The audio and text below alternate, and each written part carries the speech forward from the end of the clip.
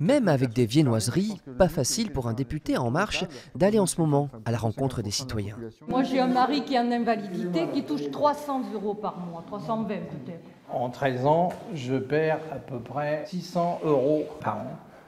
Taxe d'habitation, CSG, impôt sur la fortune, limitation à 80, gilets jaunes pendant 3 heures. Bien dense, Philippe Chassin s'est frotté à l'hostilité quasi unanime d'une petite dizaine de citoyens de Château-l'Évêque. Écoutez, monsieur le député, ça fait 40 ans qu'on vit au-dessus de nos moyens, que l'État vit au-dessus de nos moyens. Le défi pour le député, écouter d'une part, et surtout faire, comme on dit, de la pédagogie pour justifier les décisions du gouvernement. Toute une gymnastique.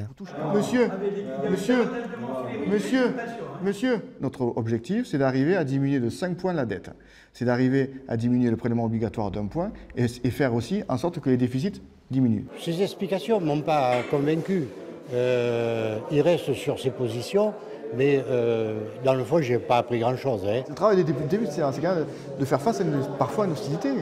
C'est l'acte politique, de faire face à des gens qui ne sont pas toujours d'accord avec vous. Tenter de convaincre et aussi restaurer un rapport de proximité avec les administrés quand la défiance se généralise sur tous les fronts. Je remercie quand même le député parce que c'est la première fois que je vois un député qui ose se déplacer pour une réunion comme celle-ci. Ce rendez-vous d'échange est mensuel. Après Château-l'Évêque, le prochain aura lieu avant Noël sur la commune du Pizou.